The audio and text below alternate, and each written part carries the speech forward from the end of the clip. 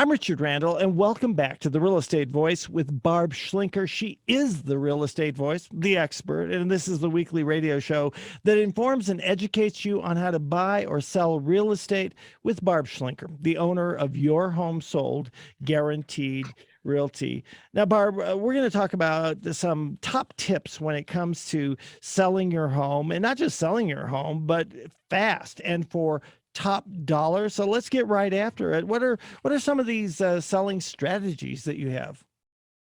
Well, I would say the number one tip is, first of all, pick a strategy and a plan. And not everybody necessarily has a plan.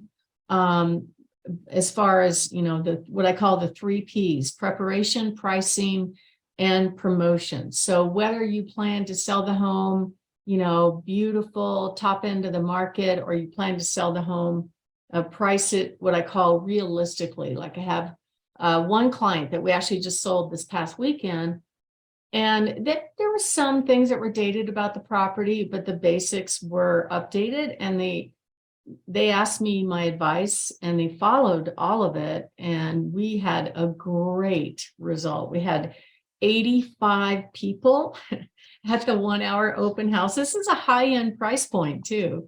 And we got 6 offers, and it was so fun for them to be able to pick the best offer, and ended up selling retail. And that's all about hiring somebody that knows how to strategize to get you the most money. And not everybody knows how to do that. So that's the number one thing, is to get a plan. The number 2 thing is to avoid playing what we call blind archery in selecting a real estate agent. So what do I mean by that? You'll have some people that'll say, oh yeah, go interview 3 agents, or they'll say, I'm going to use the person that's a family friend, or somebody that I've known for years, or somebody that I've used before. But is that really a logical way to select a real estate agent? Do you know, when a corporation goes out and decides that they're going to add an employee, right? Do they actually go by, I'm going to hire a friend, or somebody that I know, or somebody that I like? No, actually, what they do is they have specific criteria on what they want in that role. It's not about whether or not they like the person or whether or not they're nice. They use logic. They use information to decide who is the best fit for them to handle one of their largest assets. So what we've done for you is we actually created a free agent selection guide, and you can order that guide on my website. If you go to barbhasthebuyers.com and click on seller guide, there's all kinds of reports in there, but that one is in there, the agent selection guide, and it'll help you with those interview questions that you should do. All right, now tip number 3 has to do with getting the house ready for sale. So this is really, really important. And it's just a simple thing: clean everything. Flooring is really, really big. A lot of people ask me, can't I just give them a carpet allowance? Isn't that okay? A lot of buyers will turn their nose up. The problem is HGTV has really kind of made the buyer population think that they're going to get, a fabulous remodeled home in any price range. And that's really not always the case. In every price range, it's not always the case. But you want to make sure it's at the minimum move-in ready. Otherwise, their offer is going to come in, if they make an offer, exponentially less than what it would cost to address that one issue. Examples are flooring and carpet. Bathrooms, make sure it's neat and tidy. Maybe, like with that one client I mentioned, we had 85 at the open house. One of the suggestions I made was, why don't you have someone come in and just recoat the finish on this sink that was beat up and that kind of stuff. And it made it look fresh and clean, and boom, we got good results. Your kitchen and your appliances have to be immaculate. Your stove has to be immaculate. I've even seen light fixtures. I remember showing a house one time, and we go in there, I think it was in the master bedroom. They had a ceiling fan, and on top of the blades, it had to have been at least a half an inch of dust. It was kind of gross. Oh my gosh. And it was like, ew, you know, door hardware. That's another place that gets a lot of hands and dirt and grime. It's so easy to fix these things. It doesn't cost anything. Odors are a huge issue. I remember having one broker say to me, it was a quote he made, which is so cute. He goes, if you can smell it, you can't sell it. I thought that was so funny, but it's true. And the problem is, if you live in the home all the time, you kind of get nose blind to the odors that you live with all the time. So you really want to bring in somebody else, just go, okay, be brutally honest. Do you smell the dog? Do you smell the cat? Do you smell anything? It could just be cooking. Maybe they cook with a lot of heavy smells like curry or whatever. Those are the kind of things that have to be neutralized. Take the trash out. Make sure the windows are clean. Now, the clean windows, it may not really show up in photos, but the imagery these days is really, really high quality. I mentioned light fixtures. And the other thing you want to do, tip number 4, is to depersonalize your home. So what does that mean? A lot of people think that all the family pictures have to go away, but that's not really true. It's just some people will cover a whole wall with their life story. Like I have that in my office. I have the family and the airplanes and all this stuff.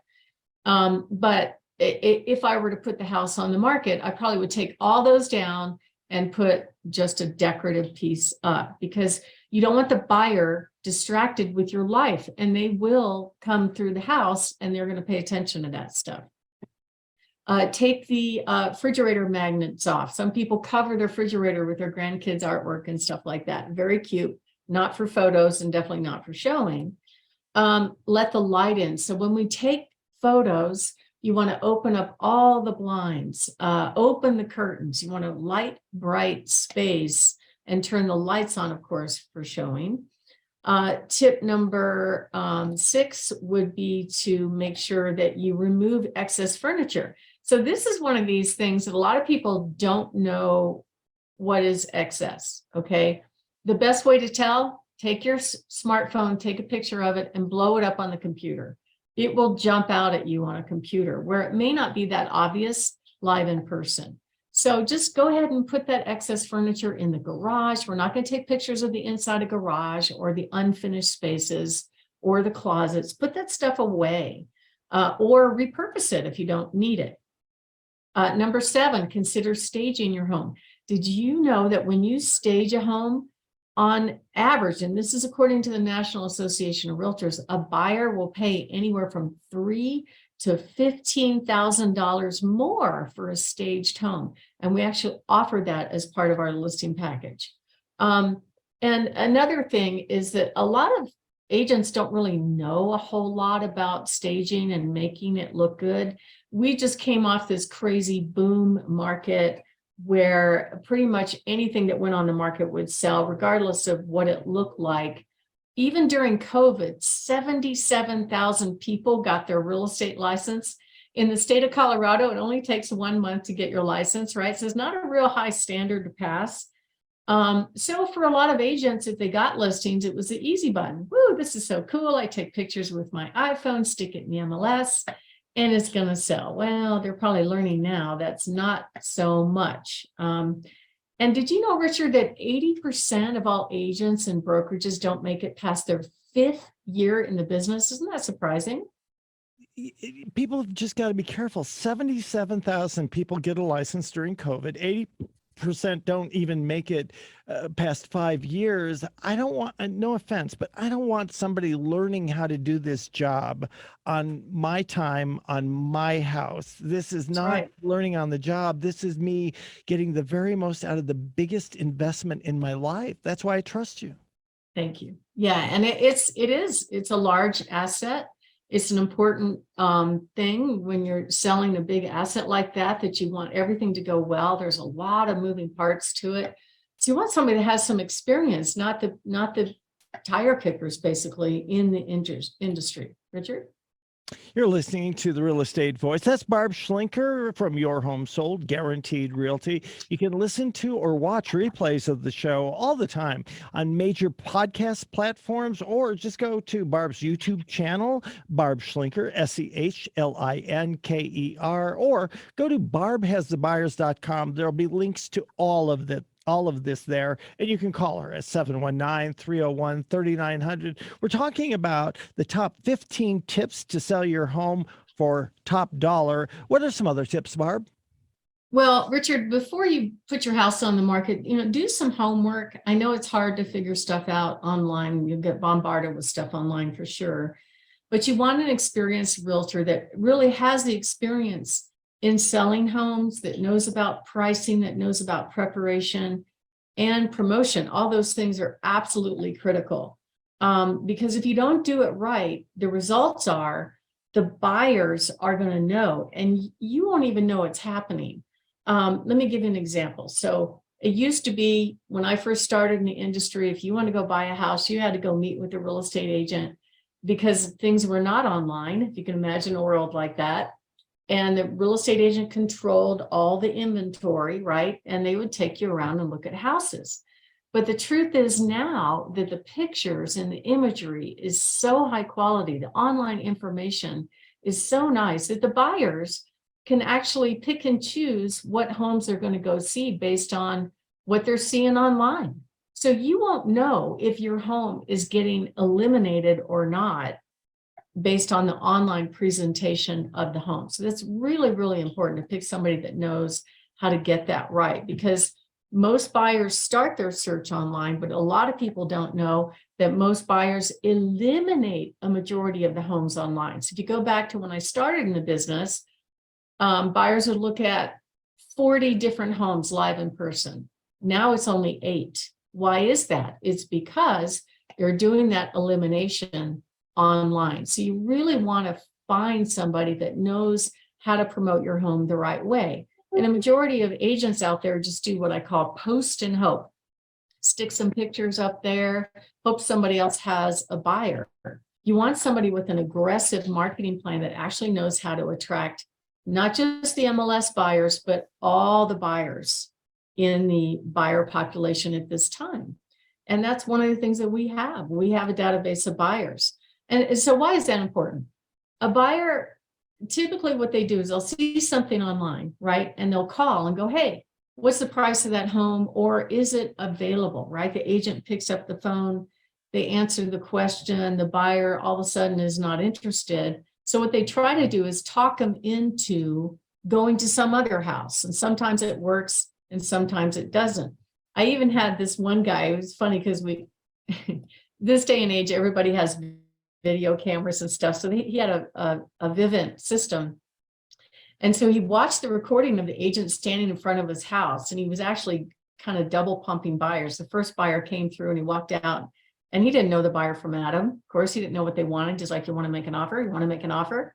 So then they left, and then another buyer showed up, and then they walked through the house, and the same thing. You want to make an offer? You want to make an offer? So the training out there is really bad. You would think that people in the sales business are trained on how to do basic selling skills, right? Finding out what the customer wants, getting them what they want, handling objections, closing, but they don't. There's not very good training in the industry, unfortunately. And what we do is we actually make an offer to incentivize the buyer to meet with us so that we can provide those services and get them what they want. And we don't just have one buyer. We're almost at 27,000 buyers on my website.